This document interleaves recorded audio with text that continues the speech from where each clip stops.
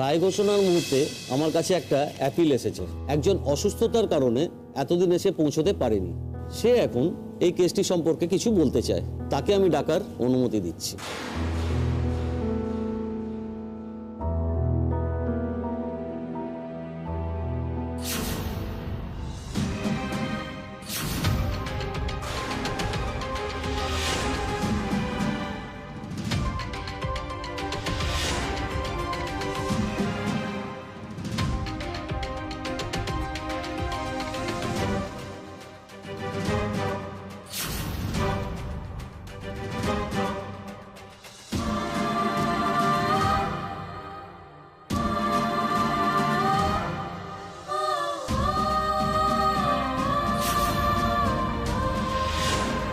ও কি রে, পরাগ তো একেবারে ভালো মতোই হেঁটে এলো। এই তো সুন্দর হেঁটে উইটনেস বক্সে দাঁড়ালো যে। ये पराग तो बिल्कुल ठीक আছে, ठीक-ठाक ही चले এসছে। पर हम लोग जो देख के आए थे ऐसा तो कुछ भी नहीं है, सब कुछ ठीक है इसका मतलब। হ্যাঁ রে শীর্ষা, এখন সত্যি সত্যি বলতে ইচ্ছে করছে ঈশ্বর আছেন। এটা কি হলো? মানে রায় ঘোষণার আগের মুহূর্তে একজন এসে বললো আমি সাক্ষ্য দেবো, আর সেই সাক্ষ্য গ্রহণ করা হবে। মানে এটা তো ভারী অদ্ভুত ব্যাপার, এটা তো হতে পারে না। হতে পারে না তো। আর উনি তো হাঁটতে চলতেও পারতেন না, বাড়িতে শুয়ে বসে কাটাতেন। আজকে হঠাৎ হেঁটে চলে দিব্যি ঢুকছেন। তার মানেটা কি? তার মানে উনি মিথ্যে কথা বলেছেন এতদিন পর্যন্ত। তার মানেটা উনি আমাদেরকে ঠকিয়েছেন এতদিন পর্যন্ত। ঠকিয়েছেন কি ঠকাননি সেটা তো পরের সিদ্ধান্ত হবে, কিন্তু আমাদের এখন একটাই আশঙ্কা যে উনি ওনার ভাইয়ের হয়ে কথা বলবেন না ওনার স্ত্রীর হয়ে কথা বলবেন। না না না না, ও আমার হয়ে মোটেই কথা বলবে না। আমি আপনাকে বলছি, ও আমার হয়ে কথা বলবে না, কিছুতেই বলবে না। দেখুন, ও কি কথা বলবে সেটা আমি জানি না, আর ওর বউ ওকে কি শিখিয়েছে সেটাও আমি বলতে পারবো না। তবে স্যার, আমি আপনাকে একটা কথা বলতে পারি, আপনাকে কিন্তু একটু স্ট্রংলি কাউন্টার করতে হবে। আর বলতে অর্ডার অর্ডার। রঞ্জনবাবু, আপনি শুরু করুন। ইয়েস ইওর অনার, আপনার কাছে একটা মিনতি আছে। এই সাক্ষীকে আমি আগে পেশ করি, কারণ এই সাক্ষীকে যদি আমি আগে পেশ করতাম তাহলে কেসটা হয়তো অনেক আগেই শেষ হয়ে যেত। এমনকি ওনার প্রাণহানিরও আশঙ্কা ছিল মাই লর্ড। কিন্তু আজ যে উনি এই কোর্টে এসেছেন, উনি ওই ভয় থেকে বেরিয়ে আসতে পেরেছেন এবং এসে কোর্টে সাক্ষ্য দেবেন। সেই সাক্ষ্য থেকে আমরা হয়তো এই কেসে একটা নতুন দিশা বা মোড় পাব। মাই লর্ড, আপনার জীবনেও এটা একটা নতুন অভিজ্ঞতা হতে চলেছে। মাই লর্ড, আমি আপনার কাছে কৃতজ্ঞ যে এই কেসে রায়দানের আগে আপনি নতুন করে ওনাকে সাক্ষী দেওয়ার জন্য অ্যালাউ করেছেন। Thank you my lord. এবার আপনি অনুমতি দিলে আমি ওনাকে কিছু প্রশ্ন করতে পারি। অনুমতি দেওয়া হলো। বলুন, যা বলিব সত্য বলিব, সত্য ছাড়া মিথ্যা বলিব না। যা বলবো সত্য বলবো, সত্য ছাড়া মিথ্যা বলবো না। আপনার নাম? পরাগ ব্যানার্জি। আপনি কি করেন? আমি একটা স্কুলে শিক্ষকতা করতাম, কিন্তু সম্প্রতি আমার অসুস্থতার জন্য আমি আর ওটা কন্টিনিউ করতে পারছি না। এখন ওই চাকরিটা আমার স্ত্রী শিমুল ব্যানার্জি করে। আচ্ছা, এই কেসটি সম্পর্কে আপনি কি কিছু জানেন? স্যার, এই কেসটা সম্পর্কে আমি যতটা জানি, আমার মনে হয় তার থেকে বেশি আর কেউ জানে না। বেশ, তাহলে আপনি কি জানেন সেটা বলুন। স্যার, আমি যতটা জানতাম, আমার ভাই পলাশ এবং তার স্ত্রী প্রতীক্ষা, এরা দুজন চক্রান্ত করে আমার স্ত্রী শিমুল ব্যানার্জিকে অ্যাটাক করার চেষ্টা করে। এবং এটা জানার সঙ্গে সঙ্গে আমি আমার কলেজে পড়ার সময় একটা নাটকে যে পোশাক আমি ব্যবহার করেছিলাম, পুলিশের পোশাক, সেই পুলিশের পোশাক পরে আমি ছদ্মবেশে ওখানে গিয়ে দাঁড়াই। এবং আমি ঠিক যা যা শুনেছিলাম, যা যা জানতাম, একইভাবে শিমুল যে রাস্তা দিয়ে আসছিল সেই রাস্তা দিয়ে পলাশ এসে ওর স্ত্রীকে ওর মোটর বাইকে একটু দূরে এক জায়গায় দাঁড় করিয়ে রাখে এবং শিমুলের রাস্তার সামনে এসে ওকে অ্যাটাক করে। স্যার, সেই মুহূর্তে আমি যদি ওখানে উপস্থিত না থাকতাম, শিমুল কিন্তু কোনোভাবেই বেঁচে ফিরতে পারত না। আমি সঙ্গে সঙ্গে সেখানে যাই এবং আমি পলাশের হাত থেকে আমার স্ত্রীকে উদ্ধার করি। কিছুক্ষণের মধ্যেই, মানে কয়েক মুহূর্তের মধ্যেই সেখানে পুলিশের গাড়ি এসে পৌঁছায়। পুলিশ পলাশকে দেখতে পায় না, ও তখন সেখান থেকে পালিয়ে যায়। কিন্তু স্যার, আমি তো পুরো মাস্টার প্ল্যানটা জানতাম এবং আমার খুব ক্লোজ প্রক্সিমিটিতে, মানে কয়েক ইঞ্চির ব্যবধানে আমার ভাই পলাশ ছিল। ফলে আমি নিশ্চিত করে বলতে পারি যে অ্যাটাক করেছিল সেটা আমার ভাই পলাশ ছাড়া আর কেউ নয়। তারপরে পলাশ ওখান থেকে পালিয়ে যায়, পুলিশ ওকে ধরতে পারে না। বাকি পুরো ঘটনাটা আপনাদের জান। অবজেকশন ইওর অনার, উনি একজন ঠগ, প্রতারক। উনি অসুস্থতার ভান করে এতদিন ঘরে শুয়েছিলেন, আর আজকে উনি সোজাসুজি পায়ে হেঁটে আদালতে এসে হাজির হলেন। উনি অসুস্থতার ভান করে ওনার স্ত্রীকে চাকরি পাইয়ে দিয়েছেন। এরকম একজন প্রতারকের কথা বিশ্বাস করবার কোনো মানেই হয় না। ইওর অনার, আমার ক্লায়েন্ট যে ঘটনার দিন, ঘটনার সময় তার শ্বশুর বাড়িতে ছিলেন, তার যথেষ্ট সাক্ষ্য প্রমাণ আমি আদালতে পেশ করেছি ইওর অনার। এবং এই কাজটি যিনি করেছেন তিনি নিজে এসে আদালতে সাক্ষী দিয়ে গেছেন। অবজেকশন ওভাররুলড, আপনি বসুন। স্যার, সম্পূর্ণ মিথ্যা সাক্ষ্য দিয়েছে। আমার কাছে কিছু প্রমাণ রয়েছে স্যার, কিছু ডকুমেন্টস আছে, এই যে কিছু ভয়েস স্যাম্পলও আছে স্যার, আপনি শুনলেই বুঝতে পারবেন।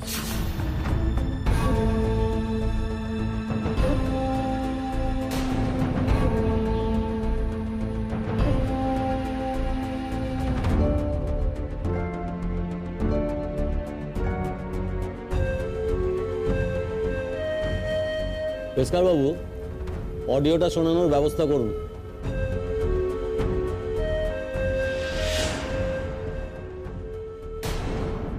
দেখো, একে হাফিস করা কিন্তু সোজা, কিন্তু আমি যদি এখন এর ক্ষতি করি না, তাহলে এর বউ ঠিক রুখে দাঁড়াবে। ওটাকে সরাতে হবে। আরে সরাবো যে, সরাবোটা কি করে? রাতের অন্ধকারে শিমুলকে কিডন্যাপ করো, তারপর ওর বডি পাওয়া যাবে দূরে কোনো সমুদ্রে বা পুকুরে। আরও আছে স্যার, এখানেই শেষ না। আরে কাঁদছিস কেন বোকার মতো? ও ও ও ভালো হয়ে গেছে গো সুচরিতাদি। কখন ভালো হলো বলো তো, বুঝতেই পারলাম না। ভালো হয়তো আগেই হয়ে গেছিল, বা হয়তো ওর পায়ে সমস্যা ছিলই না শিমুল, ওর হয়তো অন্য কোথাও সমস্যা ছিল। কিন্তু সবকিছুর স্বার্থে ওকে এই আবরণটুকু রাখতে হয়েছিল শিমুল। এই আবরণটুকু না রাখলে ও কিন্তু সকলের সামনে সত্যিটা প্রমাণ করতে পারতো না, তোকে নিরাপরাধ প্রমাণ করতেও পারতো না। তুই একটু বোঝার চেষ্টা কর। হ্যাঁ, বেকার में আমরা লয়ারের উপর গুসা করছিলাম। अब तो দেখছি কি উনি যা যা বলেছেন সব কিছু সহি আছে। হ্যাঁ, আসলে বিষয়টা না খুব কনফিডেন্সিয়াল ছিল, সেই জন্য দেখ না আমরা এতবার জিজ্ঞেস করেছি, উনি কিছুতেই বলতে চাননি। আসলে তখন উনি জানতেন যে উনি কি করবেন, কিন্তু উনি আমাদের সঙ্গে শেয়ার করেননি। সেটা হলে তো শিমুলেরই ক্ষতি হতো, তাই না? জানাজানি হয়ে যেত আগে থেকে। ভালোই করেছেন। খুশি তো? খুশি হলে যে কেউ এরকম ভাবে কাঁদে দেখিনি। তারাও না শুনতে দাও না কি বলে। কিছুদিন আগে ওরা আমার ঘরে এসেছিল শরবত নিয়ে। ওদের উদ্দেশ্য ছিল আমাকে মেরে ফেলা স্যার।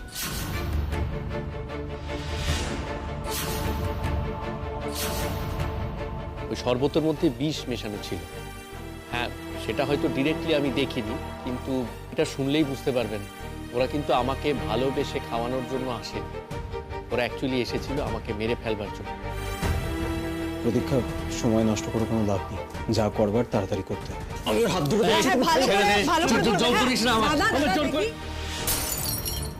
দেখ, এটা না হয় তুই নাই খেলি, কিন্তু আমি চাইলে কিন্তু তোকে অন্য অনেকভাবে খাওয়াতে পারি। মানে খাওয়াতে পারি যে তাই নয়, তোকে আমি খাইয়ে তবেই ছাড়বো। স্যার, এটা আমার গলা নয় স্যার। স্যার, এগুলো আমাদের গলা নয়। স্যার, আমার আর এর থেকে বেশি কিছুই বলার নেই। আমি এক্সপেক্ট করব আমার যা বলার তার থেকে সঠিক রায়টাই বেরিয়ে আসবে। স্যার, আমার স্ত্রী শিমুল নিরপরাধ। ও অত্যন্ত ভালো মনের, পরিষ্কার মনের একজন মানুষ স্যার। এবং সব থেকে বড় কথা হচ্ছে যে ও ভীষণ দয়াশীল এবং ক্ষমাশীল একজন মানুষ। স্যার, আমি ওর জীবনে যা যা করেছি, অনেক অন্যায় করেছিলাম স্যার এক সময়। সেসব কিছু সত্ত্বেও ও আজকে আমাকে আপন করে নিয়েছে স্যার, আমাকে ক্ষমা করে দিয়েছে। সেটা বোধহয় ওর মতো একজন মানুষের পক্ষেই সম্ভব হয়েছে। স্যার, আমি আশা করব যে আপনি ফাইনালি যে রায়টা দেবেন তাতে শিমুলের প্রতি কোনো ইনজাস্টিস হবে না।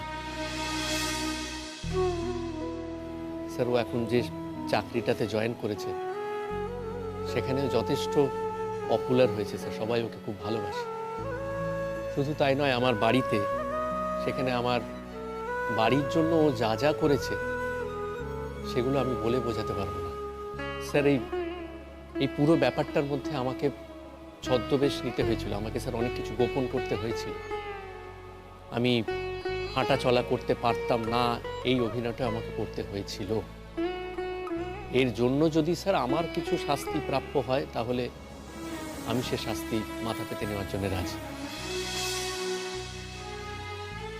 কিন্তু স্যার, আমি ফাইনালি যেটা বলতে চাই, এই অপরাধটা যারা করেছে, এই ঘৃণ্য অপরাধ যারা করেছে, আমার ভাই এবং ভাইয়ের স্ত্রী, তাদের দৃষ্টান্তমূলক শাস্তি হওয়া উচিত। তাদেরকে আমি কোনোভাবেই আমার নিজের আত্মীয় বলে মেনে নিতে পারবো না। তাদের এমন শাস্তি হওয়া উচিত স্যার, যাতে ভবিষ্যতে কেউ কখনো এরকম অপরাধ করার সাহস না পায়। দৃষ্টান্তমূলক শাস্তি হওয়া উচিত।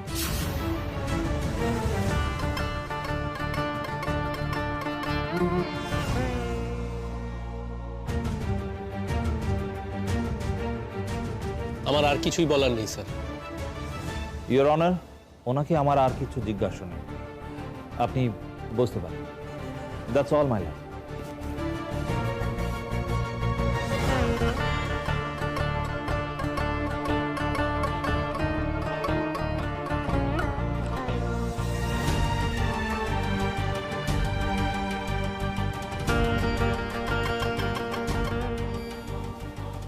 বলনি কেন আমাকে? এত কাণ্ড ঘটে গেছে, কিচ্ছু বলনি।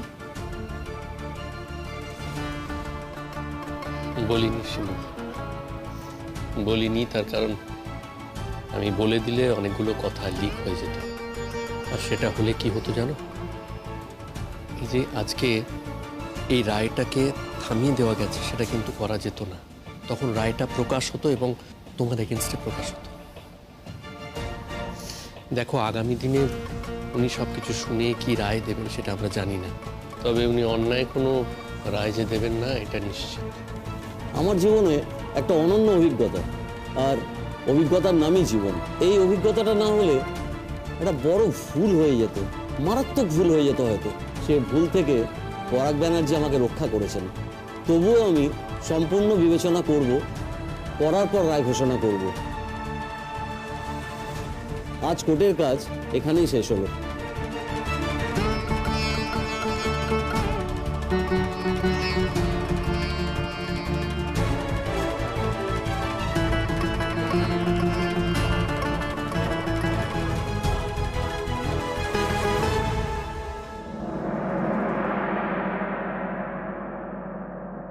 দাঁড়ান, আজ ফিরে গিয়ে পাড়ায় উৎসব করব।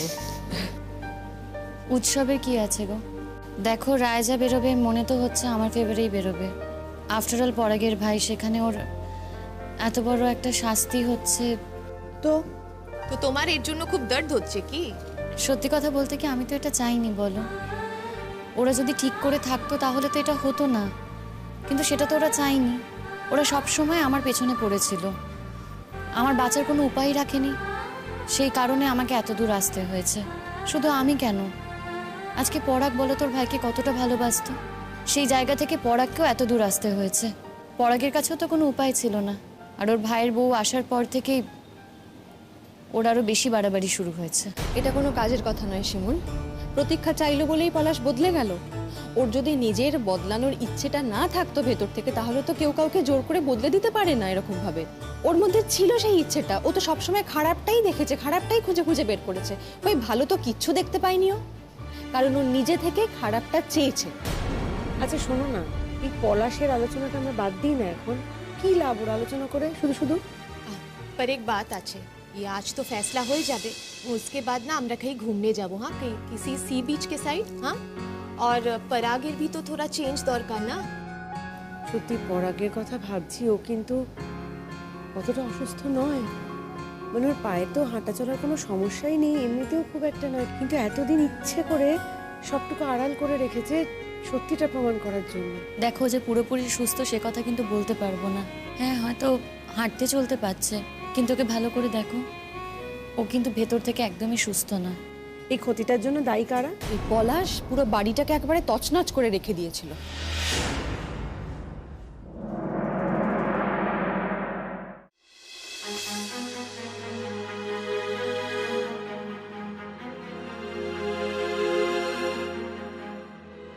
যা হওয়ার তা তো হয়েই গেল, আপনি তো কিছুই করতে পারলেন না।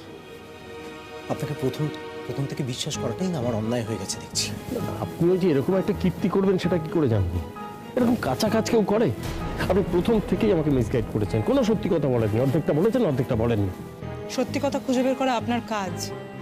আমরা যদি আপনাকে সবটা বলে দিই তাহলে আপনি কি করবেন? দেখুন, এখন এসব কথা বলে কোনো লাভ নেই। আপনারা টেনশনে আছেন তাই এসব কথা বলছেন। দেখুন, পলাশবাবু যখন আমার কাছে এসেছিল তখনই তো সবটা বলা উচিত ছিল, উনি তো পুরোটা বলেননি, অর্ধেকটা বলেছে অর্ধেকটা বলেননি। তবু তার মধ্যে আমি যতটা সম্ভব চেষ্টা করেছি, কিন্তু শেষ পর্যন্ত যে চালটা মানে এই দাবার চালটা আপনাদের বাড়ির থেকেই আসবে সেটা আমি কি করে বুঝবো? আপনাকে বলিনি আমি ওরা আমার শত্রু, ওরা আমাদের ক্ষতি করতে চায়, বলিনি আমি আপনাকে? হ্যাঁ, আপনিও তো ওদের শত্রু, আপনারাও তো ওদের ক্ষতি করতে চেয়েছিলেন। এর মধ্যে আর নতুন কথা কি আছে বলুন তো? এখন এই ক্ষতির লড়াইয়ে কে জিতবে কে হারবে সেটা কি করে বুঝবো? আপনি কি মজা করছেন নাকি আমাদের সঙ্গে? আপনার এখনো কিছুটা টাকা বাকি আছে না? আমি যদি আজকে বেকস, আপনি কি বলেছিলেন এই কেসটা শেষ মুহূর্ত পর্যন্ত আপনি ঘোরানোর চেষ্টা করেছিলেন। আমি যদি বেকসুর খালাস না হয়েছি তাহলে কিন্তু ওই টাকাটা আপনি সেই টাকাটা দেবেন না, তাই তো? আমি জানি আপনি যে টাকাটা দিয়েছেন সেটাই তো অনেক, কারণ আপনার তো দেওয়ার অভ্যেস নেই, নেওয়ার অভ্যেস আছে। আপনি আমাদের উকিল না? আপনি এখানে বসে বসে আমাকে ইরিটেট করছেন। দেখুন, উকিল কারণ নিজের হয় না। যেদিন থেকে আমি বুঝতে পেরেছিলাম যে আপনার কেসের মেরিট আছে সেদিন থেকে আমি আপনার উকিল ছিলাম। যখন বুঝতে পারলাম যে আপনার কেসের আর কোনো মেরিট নেই, আপনি হচ্ছেন একজন ভরপুর দুষ্ট লোক, আপনি সমস্ত নষ্টের গোড়া, সেদিন থেকে আমি আর আপনার উকিল নেই। কি বলতে চাইছেন? উত্তেজিত নয়, একেবারে উত্তেজনা নয়। বিচারক এসে গেছেন, এক্ষুনি রায় ঘোষণা হবে, উত্তেজিত নয়। হ্যাঁ, বরং আমি আপনাদেরকে একটা অ্যাডভাইস করতে পারি, আপনারা দেখুন না, আপনারা একবার শিমুল ব্যানার্জির কাছে গিয়ে ক্ষমা চেয়ে নিন। ওনার মনটা নরম, হয়তো কোনো কাজ হলেও হতে পারে। কখনো না, আমি মরে গেলেও ওর কাছে ক্ষমা চাইব না। এই যে শুনুন, আমাদের কি খেয়ে দিয়ে কাজ কম পড়েছে যে ওদের কাছে আমরা ক্ষমা চাইতে যাব? কি পেয়েছেন কি আপনি আমাদেরকে? না, তাদের ভালোর জন্যই বললাম। উনি যদি ওনার স্বামীকে গিয়ে বলতেন, স্বামী ওনার কথা শুনতো, তাতে যদি কিছু একটা হতো, মানে আপনার ভালোর জন্যই বলেছিলাম। এবার আপনি কি আমাকে শেখাচ্ছেন নাকি? দাদার কথা শুনে বিচারক যে সিদ্ধান্ত নিয়েছিলেন সেটা বদলে যাবে? না, তা বদলাবে না, এটা আপনি ঠিকই ধরেছেন। তবে শাস্তি কম বেশি বলে একটা ব্যাপার আছে তো। আপনার দাদা যদি আপনার হয়ে একটা অ্যাপিল করে, আপনার মাও যদি অ্যাপিল করে, তাহলে হয়তো শাস্তিটা কিছুটা কমতেও পারে। তখন থেকে অবান্তর কথা বলে যাচ্ছেন তো আপনি। যারা আমাদের শত্রু তারা আমাদের হয়ে অ্যাপিলটা কেন করবে? দেখুন, আপনি ওদের শত্রুপক্ষ বানিয়েছেন, ওরা যে শত্রুপক্ষ হতে চাই তা তো নয়। দেখে তোলায় না শোনে ধর্মের কাহিনী। আপনি যখন আমার কথা শুনবেনই না, তখন এই বিষয়ে আর কথা বলার কোনো প্রয়োজন নেই।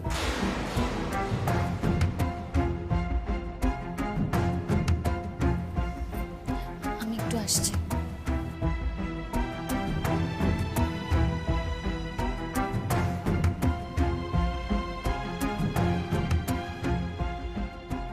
কি ব্যাপার, একা একা বসে আছো যে? না মানে আমার খুব টেনশন হচ্ছে শিমুল। টেনশনের কি আছে? আসলে মনে হচ্ছে এই রায়টা বেরোবে, কি রায় হবে আমি তো বুঝতে পারছি না।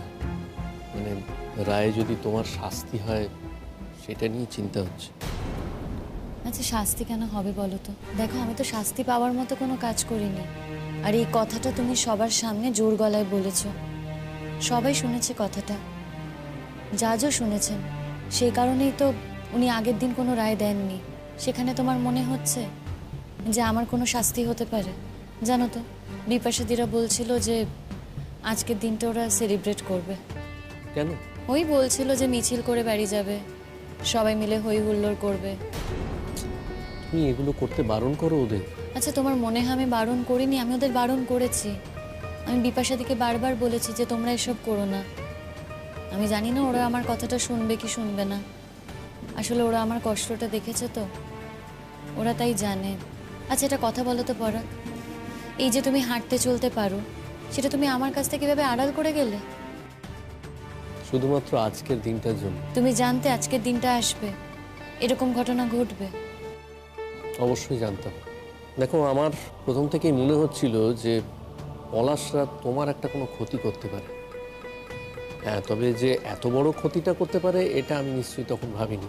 কিন্তু আমার যখনই মনে হচ্ছিল না, আমি নিজেকে একটু একটু করে তৈরি করছিলাম এই ক্ষতিটার মোকাবিলা করার জন্য। তুমি ভাবো, এরপরেও যদি ওরা তোমার কোনো ক্ষতি করে দিত, তাহলে আমি কোথায় দাঁড়াতাম? কারোর সামনে মুখ দেখাবার মতো অবস্থা হতো আমার? যে মানুষটা সবার এত উপকার করে এসেছে, এইভাবে ক্ষতি করে তাকে ভিক্টিমাইজ করে জেলে পাঠাতে পারে একমাত্র আমার ভাই। অবশ্য শুধু ভাইয়ের কথাই বলছি কেন, আমার মাকে দেখো, মাও তো একই কথা বলে যাচ্ছে। এই যে আমি যখন আসছি, আমাকে বারবার করে বলে দিল, মা যে তুমি যাচ্ছ যাও, কিন্তু তুমি মনে রাখবে ওখানে গিয়ে এমন কিছু তুমি করবে না যেটাতে তোমার ভাই, তোমার ভাইয়ের বউয়ের ক্ষতি হতে পারে। যে অন্যায়টা ওরা করেছে সেটাকে আমি আড়াল করব? ওরা যে কাজ করেছে তার মূল্য তো ওদেরকে দিতেই হবে। পরাগ, তুমি তো সবটা বলেছো, একটু তো কমিয়ে বলনি। সবটা শোনার পর বুঝতে পারছো তো কত বড় শাস্তি পাবে। তুমি যদি একটু কমিয়ে বলতে তাহলে হয়তো একটু শাস্তিটা কম পেত। কম করে বলবো কেন? কিসের জন্য কম করে বলবো? আর এটা করা যায় নাকি শিমু? যা কাজ করেছে ওরা সেটুকুই আমি বলেছি, তার বেশি তো কিছু বলিনি। যাই হোক, এসব কথা থাক। তুমি বরং ওখানে গিয়ে শান্ত হয়ে বসো, তোমার বন্ধুরা তোমার জন্য ওয়েট করতে। যাও। কেন আমাকে বন্ধুদের কাছে গিয়ে বসতে হবে কেন? না মানে বললাম না, আমার খুব টেনশন হচ্ছে আসলে। কেন টেনশন হচ্ছে তোমার? তোমার হাতটা আমাকে দাও, শক্ত করে ধরে বসো।